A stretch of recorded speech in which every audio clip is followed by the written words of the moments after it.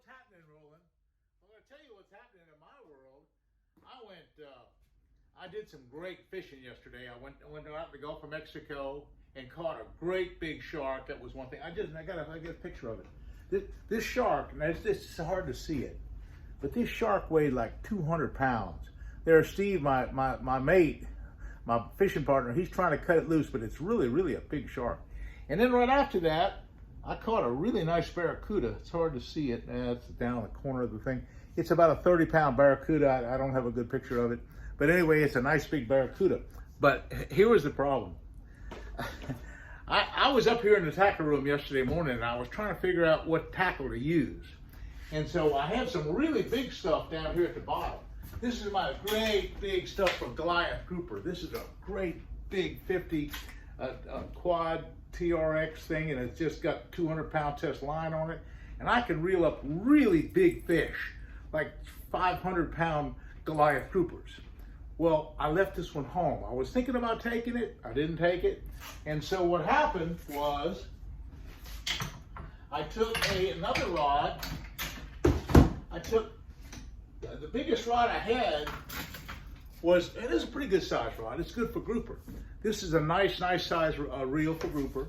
It's got a 80-pound line on it.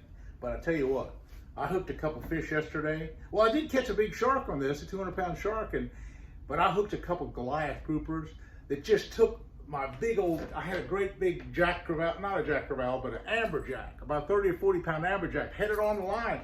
And this other fish came and ate it. Ate the 30 or 40-pound fish.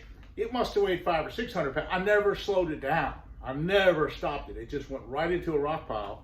And if I'd had my great big rod to start with, like I wanted to have and like I should have had, I could have caught a big 500-pound fish. But anyway, you never know. You can't take all the big stuff with you at all times. Now we're planning a big trip out to what they call Pulleys Ridge.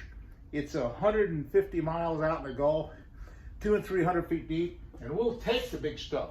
In fact, I have, as part of my repertoire of big tackle, I have this big, look at this thing. This is my electric reel. I've caught swordfish up to 300 pounds with this thing. It's a great big electric reel with an 80 size reel on it, and it's got a 130-pound test line.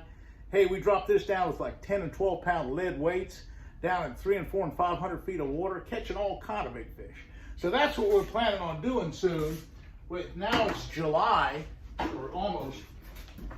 It's almost July, and the nice summer weather's come, and we can get long-range trips all planned. We have to get a bladder tank and take extra gasoline. We have to spend the night. Have to take special food. Have to take those big bean bags and sleep in them. And anyway, it's going to be a lot of fun. You just have to pick the right weather. Hey, the fish are out there, but they're 150 miles out in the pretty deep water. So that's our plan. That's what we're going to be doing the next week or so, getting the big boat ready for a big all-night trip, overnight trip out to the big water, trying to catch some really big fish. But hey, the other thing is I'm doing, you YouTube people are really doing a great job with me. I mean, you subscribe. I noticed that not many of you saltwater fish. I mean, and I do these saltwater things. I don't get a lot of response from them because I'm a bass fisherman. Everybody knows me as a bass fisherman, and I do a lot of bass fishing. But it's fun to get out and do saltwater fishing, particularly after fish that are as big as you are. So that's kind of where I'm going right now. I'm getting ready for a big saltwater trip. My son Scott has a big 40-something foot Freeman. I'll be going with him as well. But I'll be posting a lot of bass shows, and that's kind of my forte. How-to bass shows, and that's what I'm going to bring to you on the table. I'm going to show you how I do everything, how to rig a Cinco, how to tie knots, how to do all these things. I'm kind of a how-to guy. But anyway, that's what's happening in my world, getting ready for a big saltwater trip. Hey, we'll see you again soon, and thanks for subscribing.